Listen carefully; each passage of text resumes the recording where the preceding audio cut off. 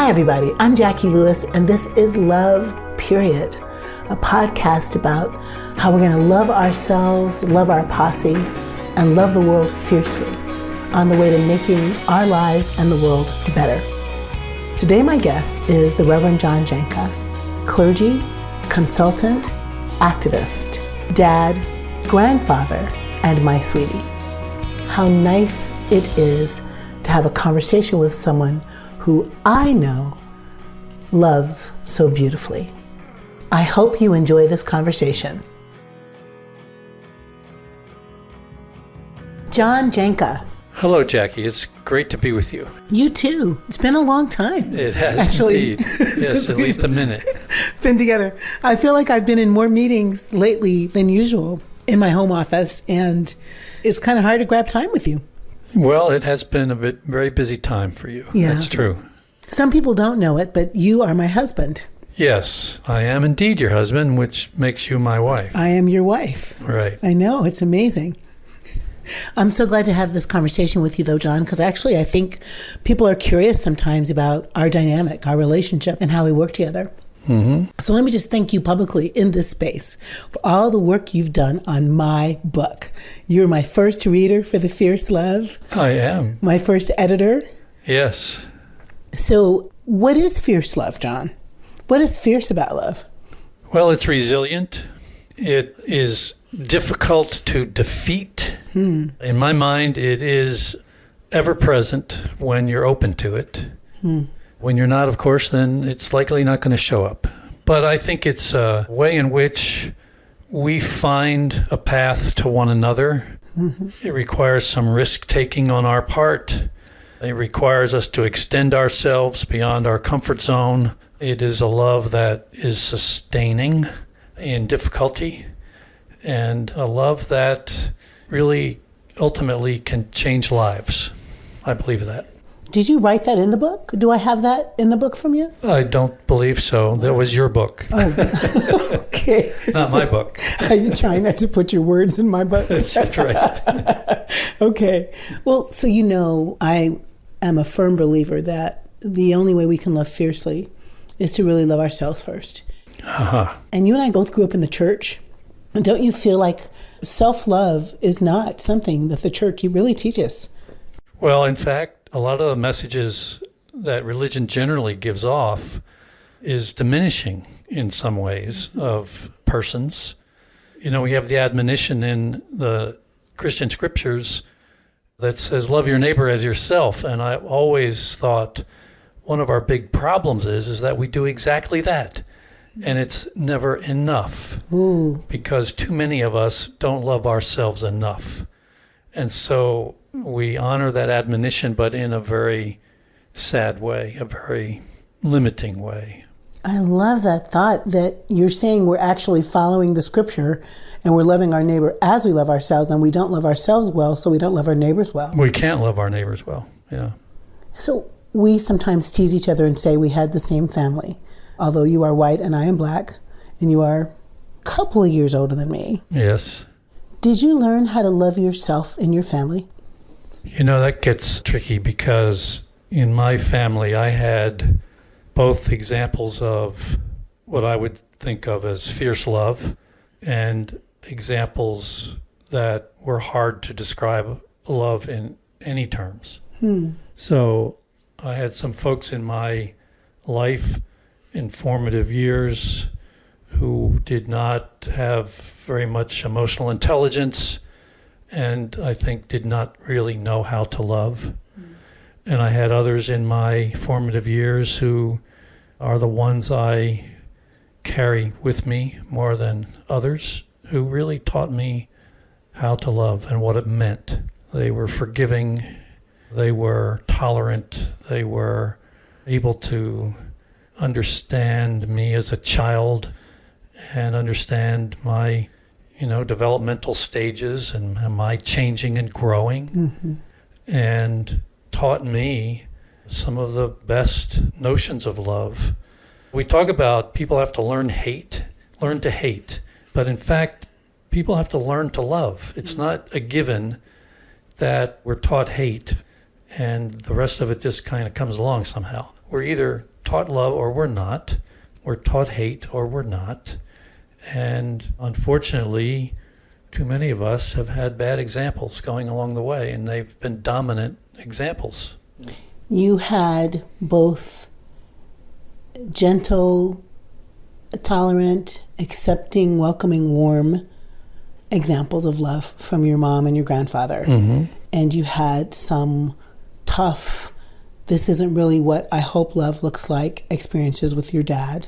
That's correct. Yeah. How did those experiences shape the times you love yourself? Do they ever shape times you don't love yourself? I mean, does that mixed message show up in you in terms of how you love you? Yeah, it's like an internal battle for me, you know.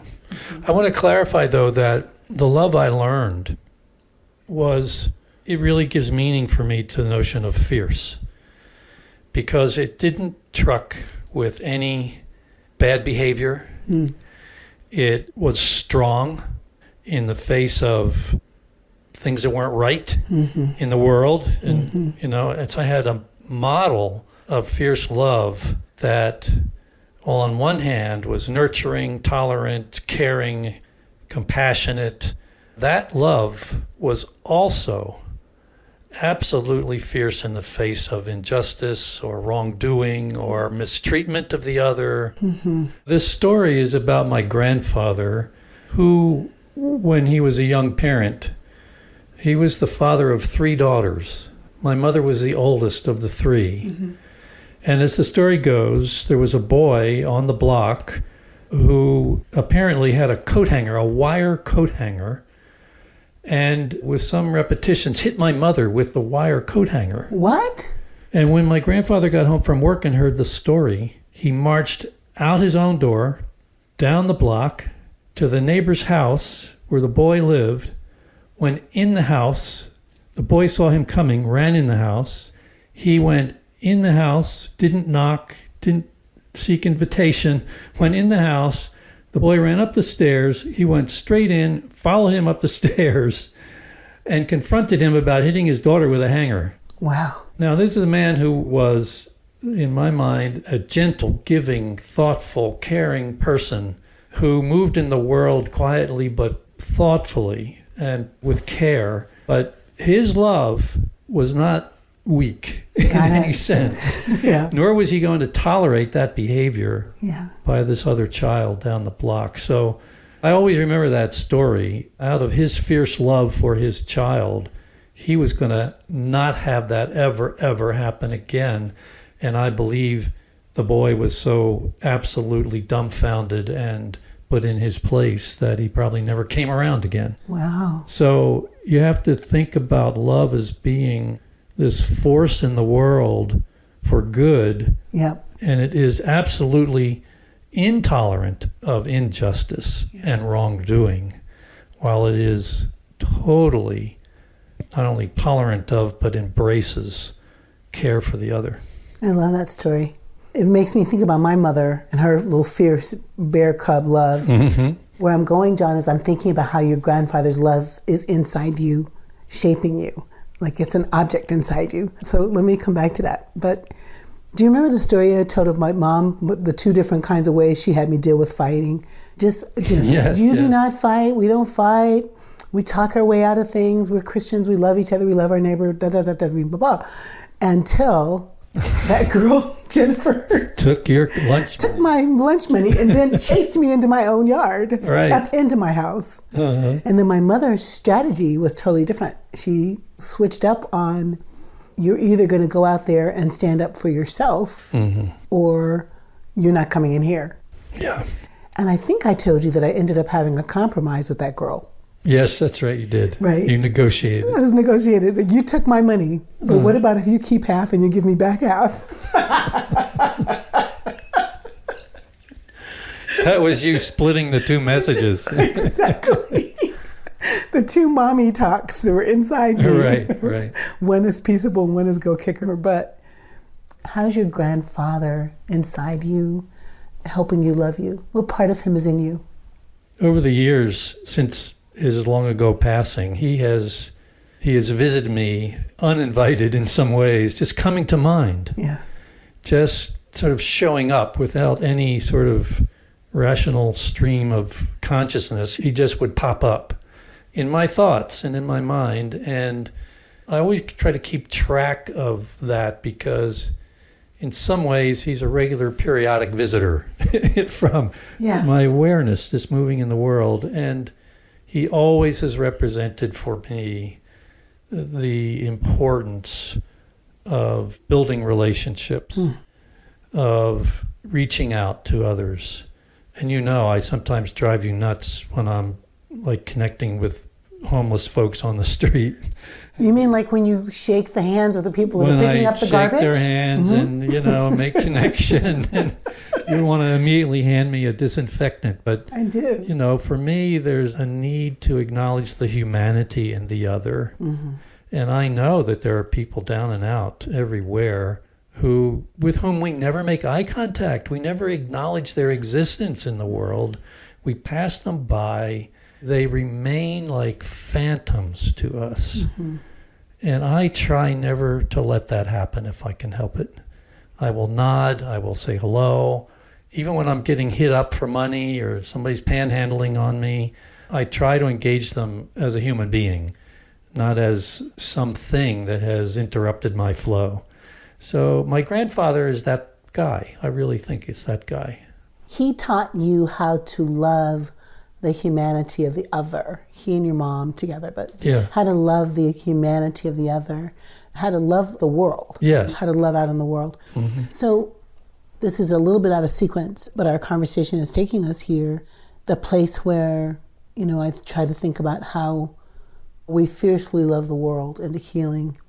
When you are granted with a wife resisting, shaking the hand of that man that was on the side of the road that day on the highway, I don't know why we were stopping, but he was picking up trash with one of the sticky things, I thought, like those sticks that poke the trash. And you were just like, I'm going to talk to this guy and shake his hand. Was the traffic stopped? I can't remember exactly why. You are very, very kind to strangers. Mm. What did your grandfather show you? Like, how did you see that in him? Mm-hmm. What did you see?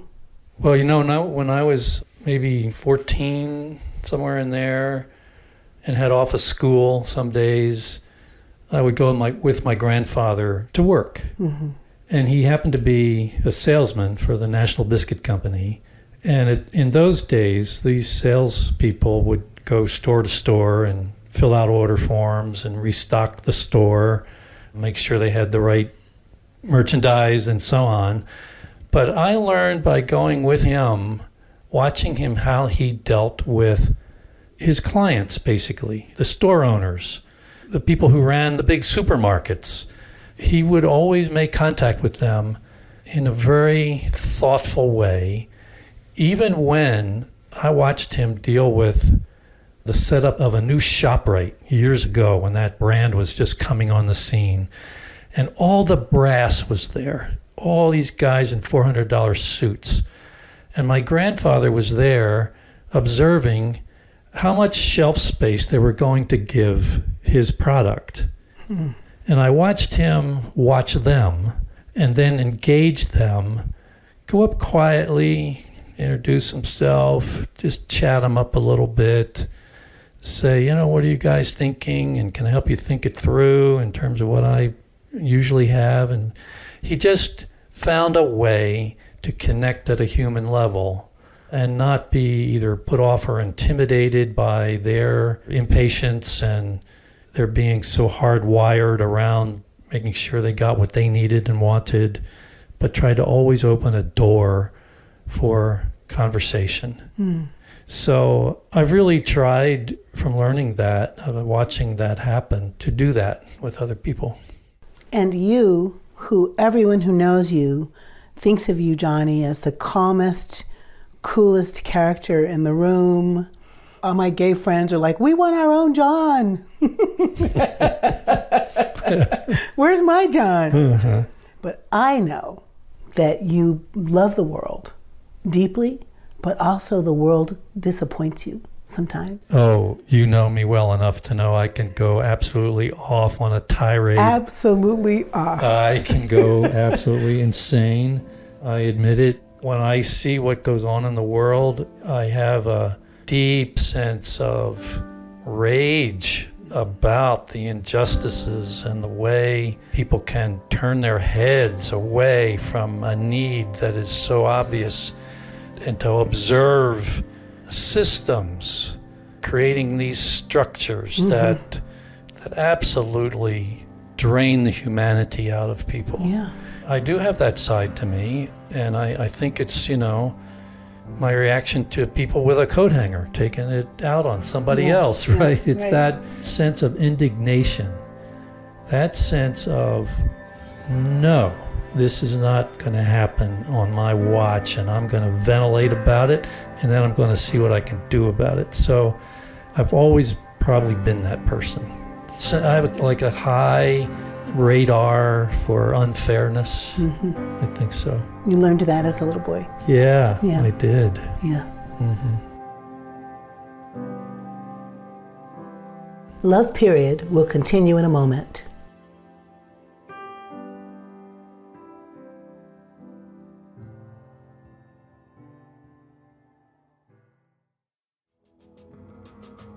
So fierce love both has this compassion for the world and a kind of holy rage when injustice happens in the world. Yeah. And drives you to do something about it. Yeah, and I think too many times we tell ourselves the story that things are beyond our range of impact, that they're too far away, or the powers that are creating the problem are immune to intervention. Yeah. And I think as long as we tell ourselves that story, then it's a self-fulfilling truth. Yeah. So for me, it's been, who can I find to partner with? Who can I find to motivate, to lead?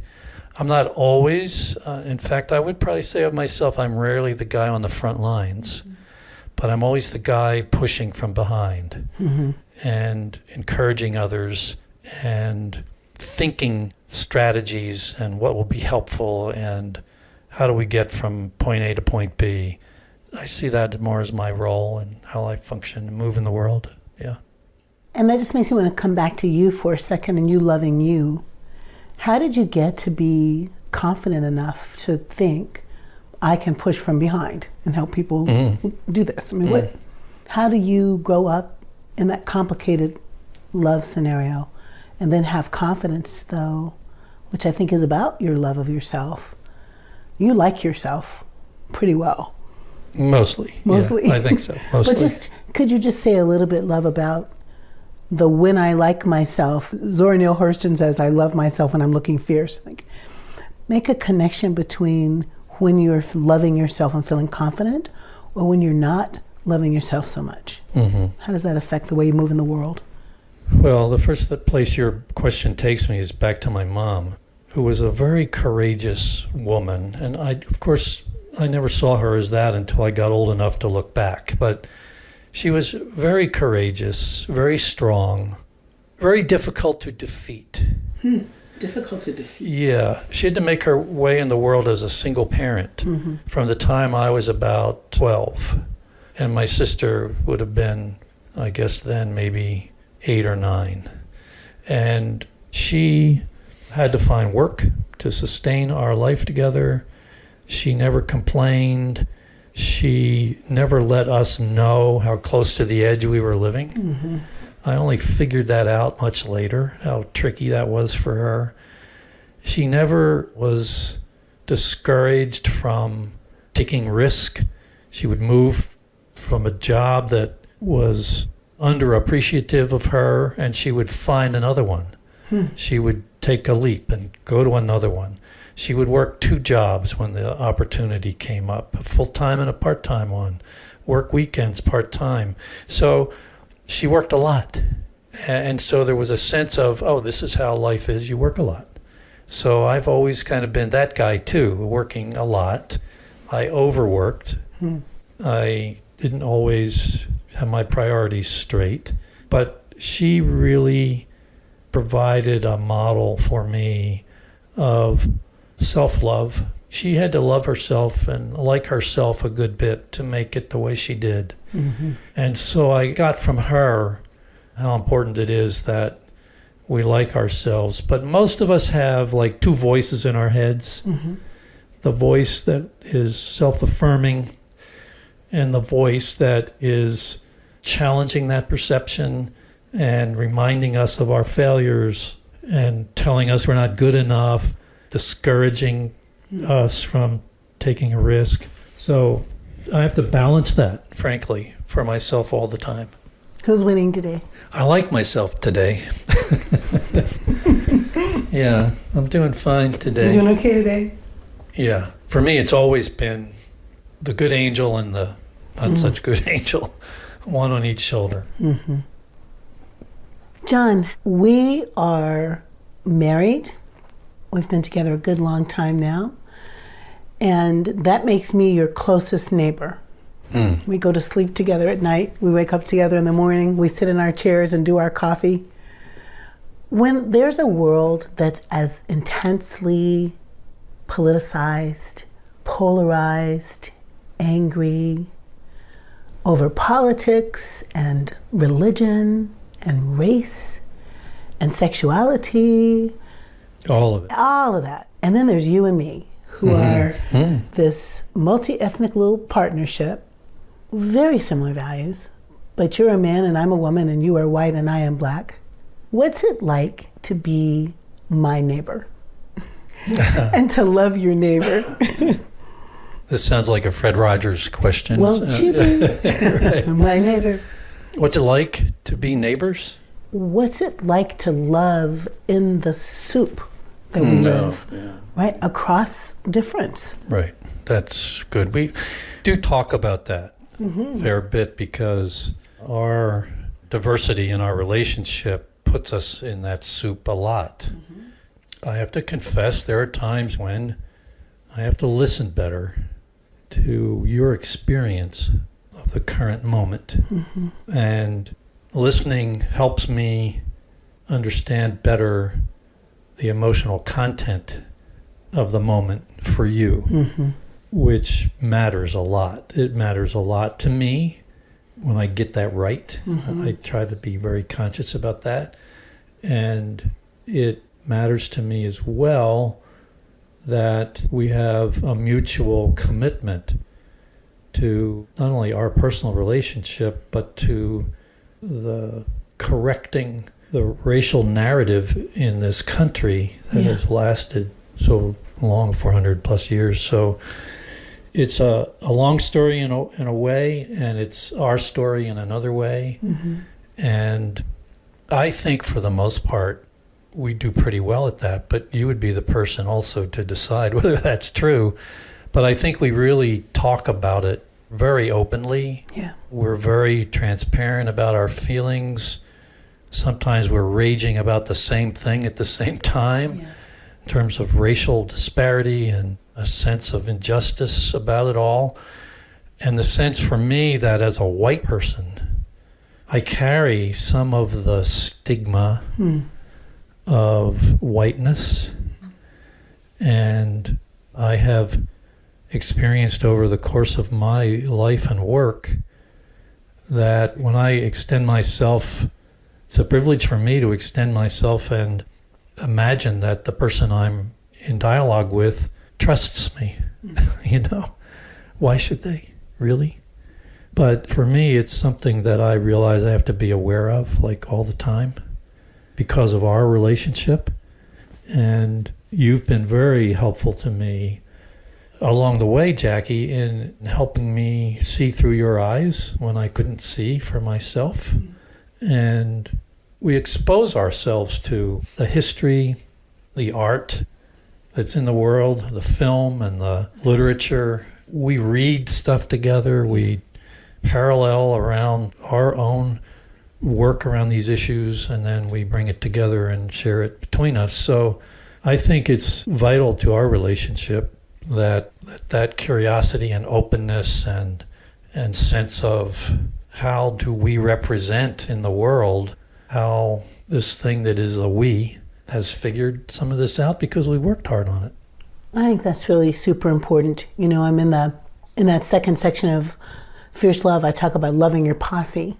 I said in one passage, John, that I think I shared with you, our brains are wired, especially under times of stress, to hook up with our own people, to find your tribe, right? To find your folks and hunker down and circle up and take care of your folks. That's how we have survived as a species. Yeah. And I was writing that I thought the project isn't like, how can you undo evolution, really? But to expand who we think our tribe is. Oh, that's possible. That I could say any person on the planet, I can increase my posse, I call them, to include the tribe that looks just like me but isn't, or to include Muslims if I'm Jewish, Jews if I'm Muslim, to include blacks if I'm white, whites if I'm blacks, right? To include across economy, across faith.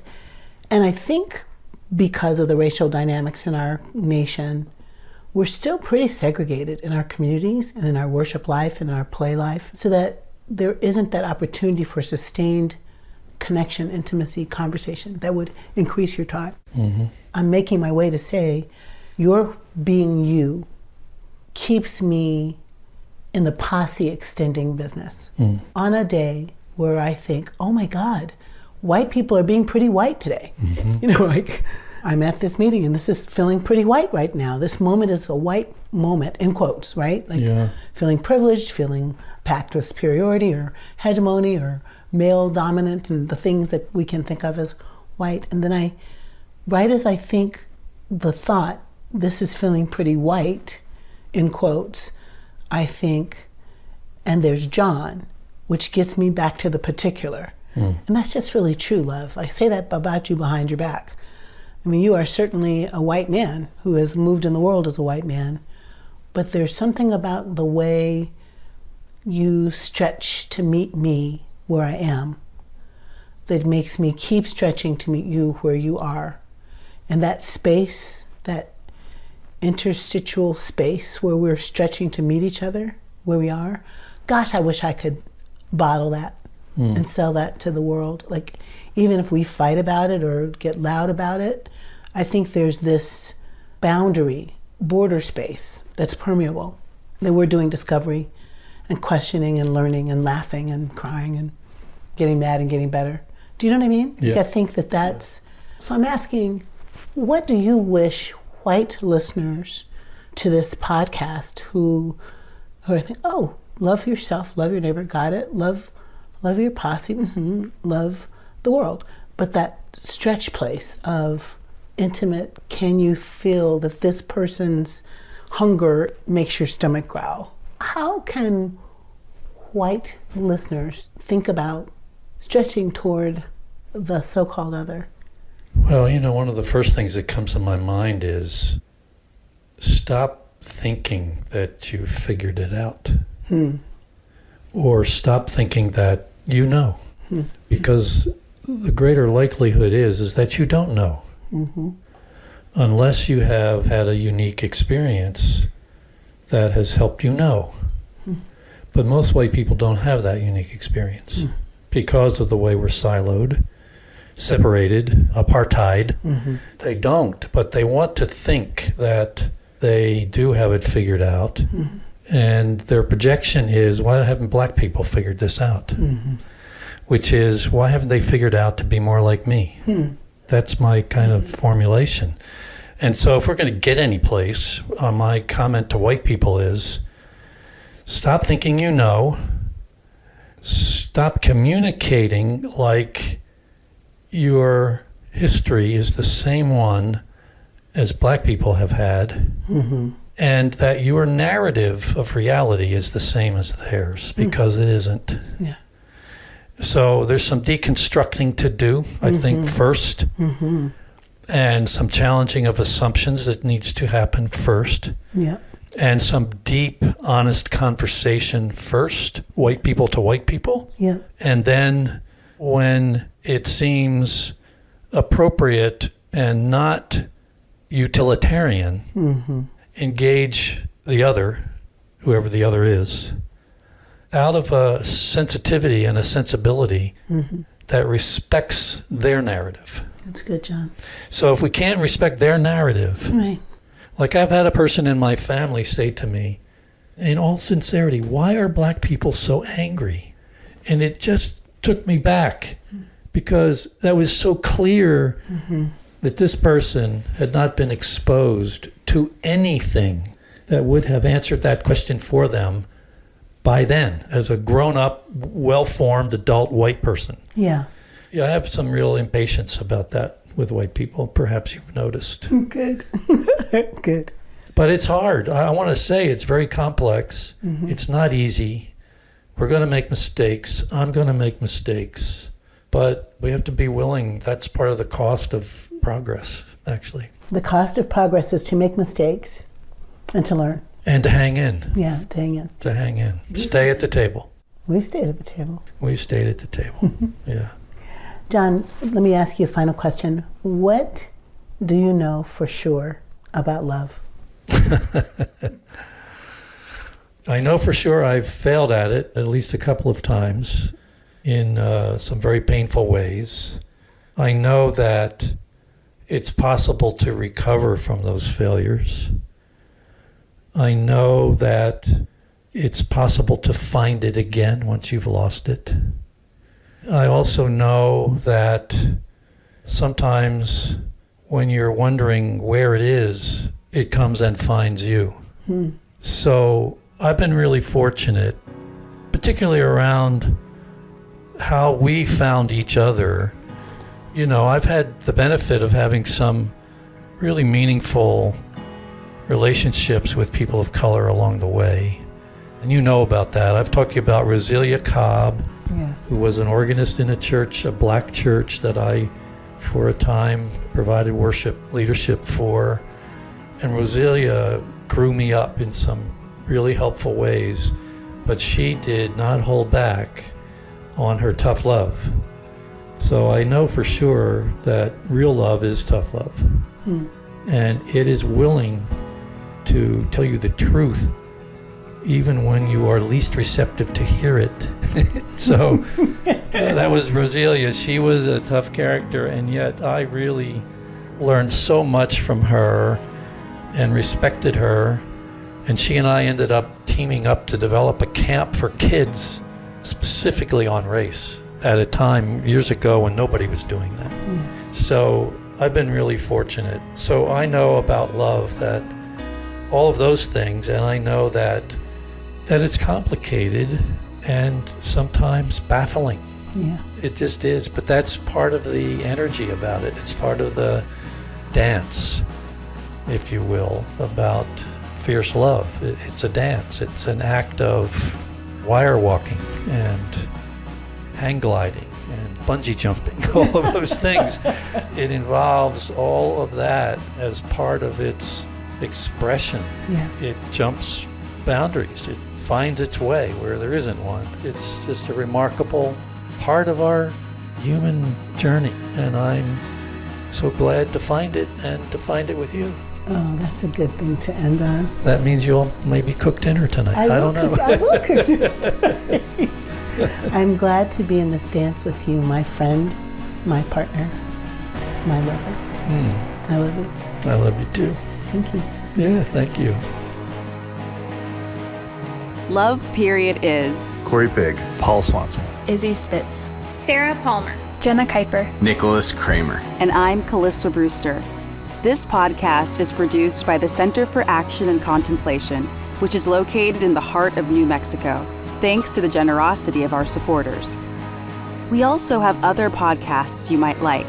You can find those wherever you like to listen by searching for Center for Action and Contemplation, or visit us at cac.org to find out more about our other programs. From the high desert of New Mexico, we wish you peace and every good.